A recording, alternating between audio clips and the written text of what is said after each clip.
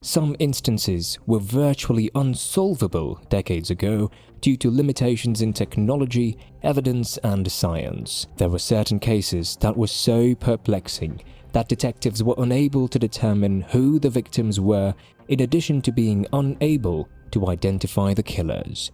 However, things have advanced significantly, and in the last 12 months, cases dating back to the 1960s have been solved. Welcome to Bizarre Cases. I'm Joel, and today we're exploring 5 cold cases from ages ago that were finally solved because of new information and developments. Without further ado, let's walk onto the edge of the unknown. Sharon Lee Gallegos in Yavapai Country, Arizona, in the summer of 1960.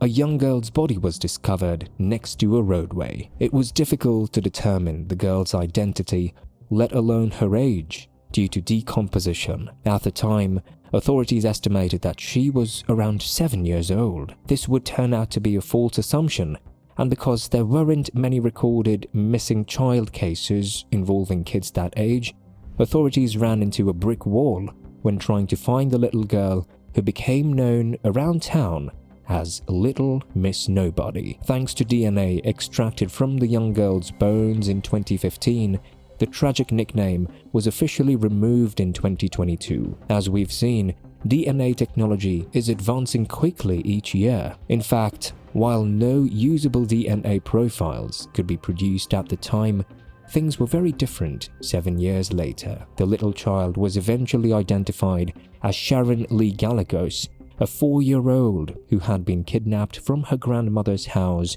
in Alamogordo, New Mexico, 500 miles from where the body had been found in July 1960, using DNA from living relatives. The 62-year-old mystery has unfortunately only been partially solved. Police are still searching for Gallegos' kidnapper, though it seems safe to assume that if they are still alive, the extraordinarily long, tenaciously determined arm of the law will finally catch up with them. Yavapai County Sheriff David Rhodes had only one short response to the nickname Little Miss Nobody. I hope we never hear that name again. Anna Kane.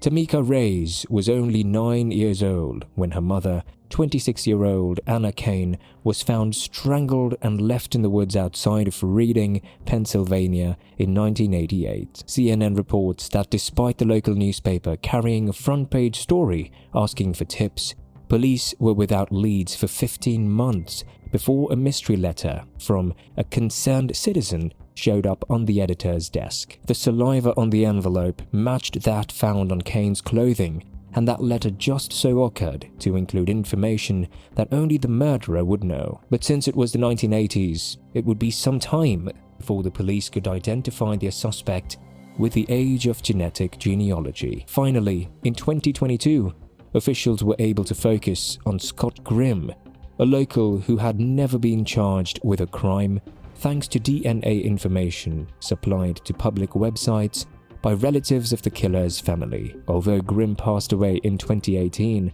authorities were able to collect a sample of his DNA to compare the information from the letter. Reyes was understandably sad that Grimm had avoided justice by choosing to die, even while the identification of Kane's killer gave her daughter some closure. "I was happy to finally put a face behind the monster who took her from us," she said, but upset that he will never be able to face consequences. Astrid Dukart. For a very straightforward reason, the 1980 murder of Astrid Dukart shocked the Columbus, Ohio neighborhood. According to the Columbus Dispatch, Dukart, who was just 8 years old, was slain with a 20-pound boulder in a small creek while being kidnapped by an unknown person on her short trip home from school. Police hypothesized that the homicide might have been related to a pattern of attempted kidnappings at the time, and in the years that followed, they looked into a number of suspects, even resorting to the dubious practice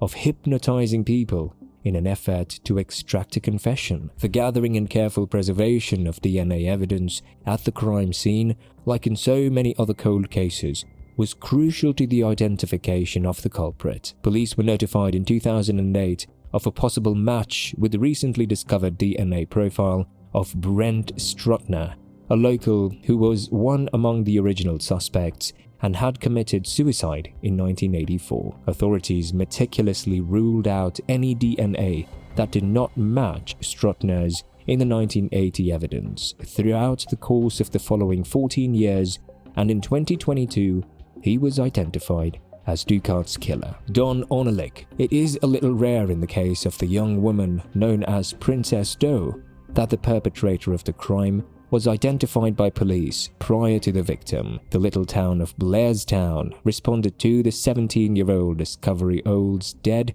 in a New Jersey cemetery in July 1982 with an outpouring of grief, donating money for her burial and keeping the case in the public glare, according to the New Jersey Herald. Justice, however, took a very long time to arrive, despite the case gaining widespread notice and even serving as the inspiration for an HBO special in 1983, when Richard Kinlaw, who was imprisoned for the murder of another lady and was serving a 20-year to life sentence at the time, wrote down his confession to Princess Doe's murder.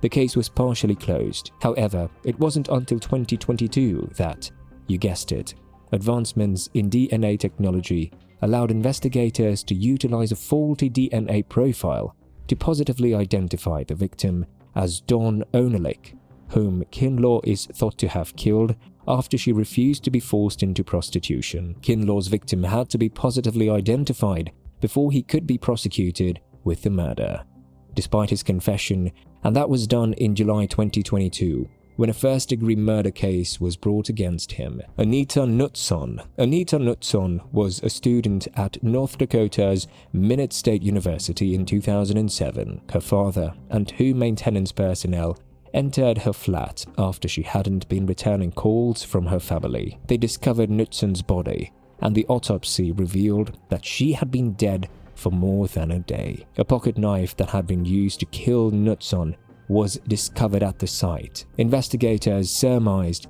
that the screen of her bedroom window had been removed after the murder to give the window the appearance of an entryway, even though nothing had been stolen. Nicole Rice, Nutson's then 18-year-old roommate, was one of the few persons with the keys to the apartment, and she rapidly came under suspicion. Despite Nutson's fear of Rice and Rice's claims to the police that the two were best friends, many of their social circle claimed that the two didn't get along. Rice allegedly said to Nutson, "One way or another, I'm going to get you out of this house," according to a friend. But Rice had a defense. She claimed to have spent the weekend at her family's farm outside of town. However, authorities learned fresh details about a 2008 or 2009 party where Rice allegedly confessed to the killing after drinking. Investigators were able to ultimately compile enough evidence for an arrest as a result of this, in addition to repeating witness interviews and analyzing documents. Police finally detained Rice for the murder in March 2022, 15 years after Nutson's murder. What are your views on this video? Do you also think that the victims got justice too late and could have had it sooner? Do let us know your views in the comment section below. Thank you for watching this video. If you liked our effort in the research of this video, please make sure to leave a like, share and subscribe to our channel so that you never miss out on our content. Catch you in the next video. Although solving crimes today is difficult enough,